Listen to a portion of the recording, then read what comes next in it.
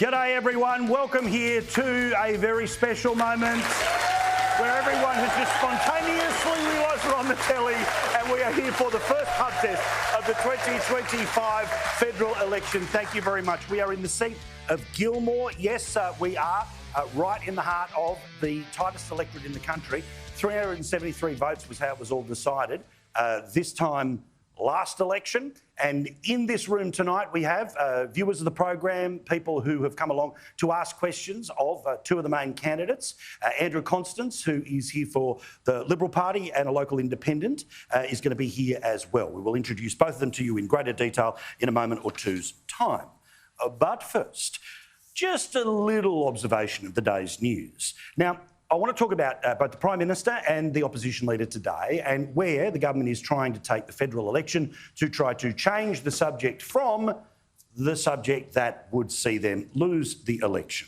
Obviously, Anthony Albanese, after $8.5 billion of extra money when it comes to Medicare, was out and about pretending that Peter Dutton didn't make exactly the same promise yesterday.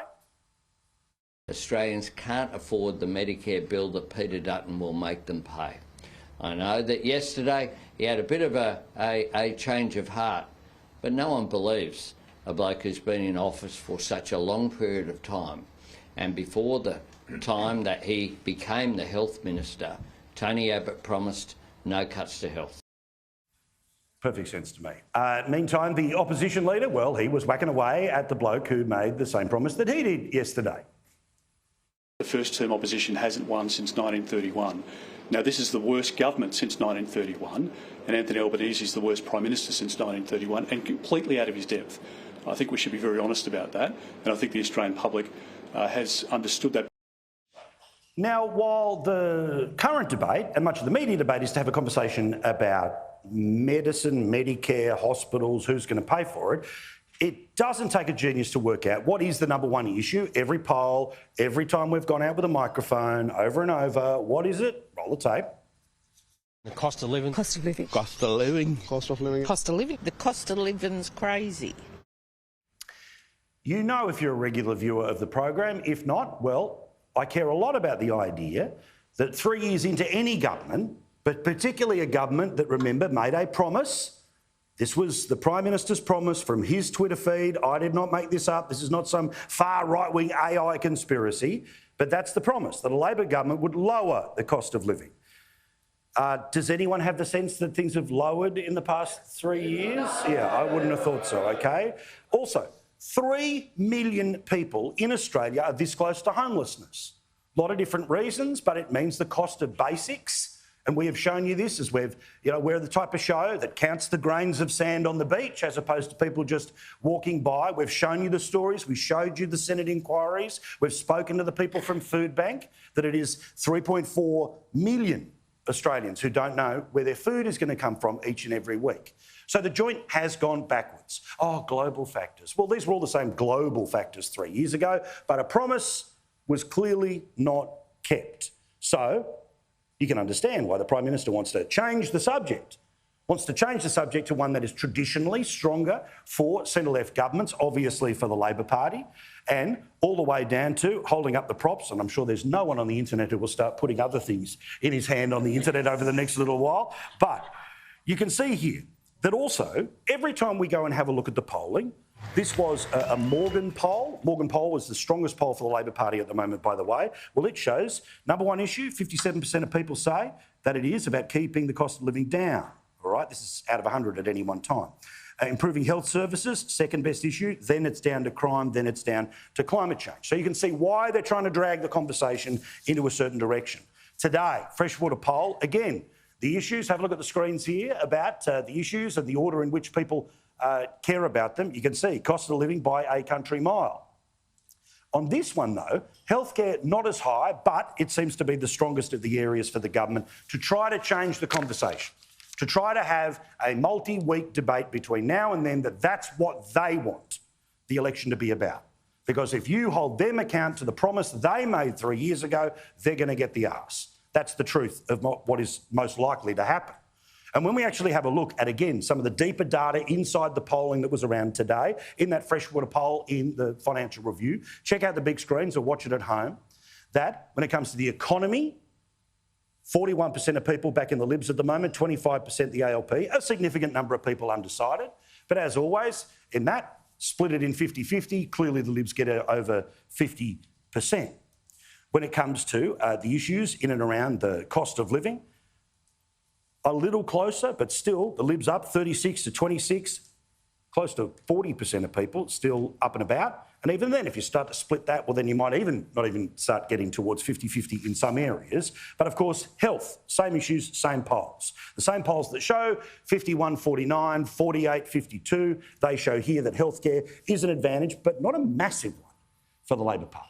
They are hoping if we can have a week-long conversation about it, then we're all somehow distracted from the past 3 years and we start to go where we're going to go.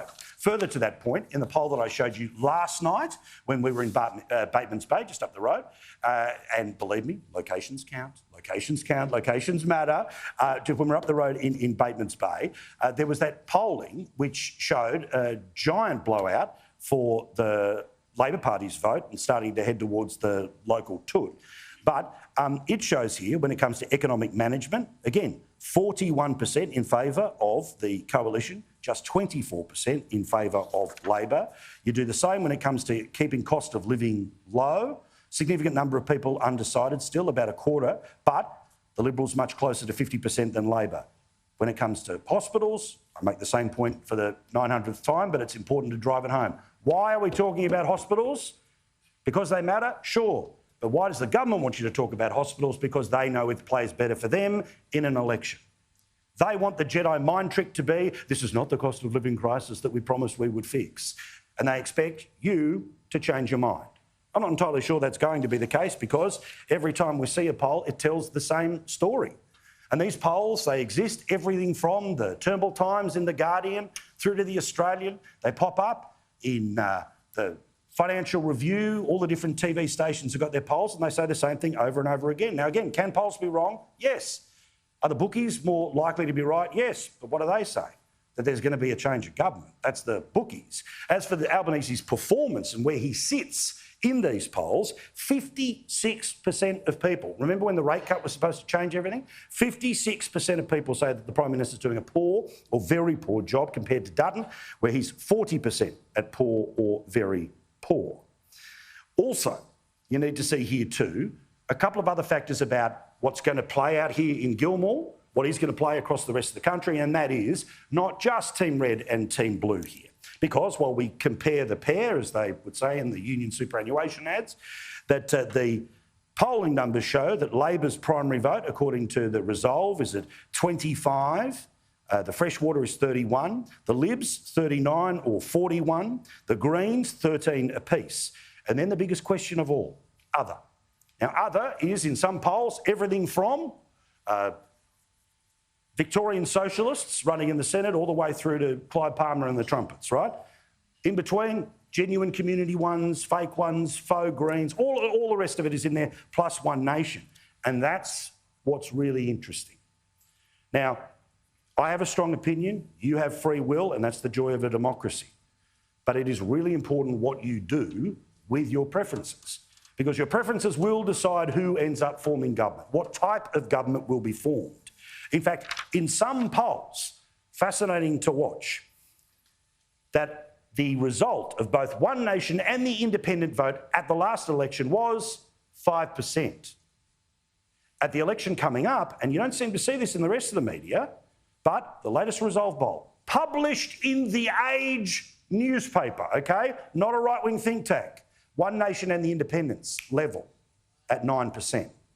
Now, put simply, if you're somebody who would like a Team Blue victory, you need the vast majority of those One Nation preferences to make their way back towards the Liberal Party. If you're somebody who would like to get a different result, well, then obviously you want their votes to be lower, or in terms of those independent preferences, where they go. That's why it's fascinating to be here. This is a place decided by 373 votes.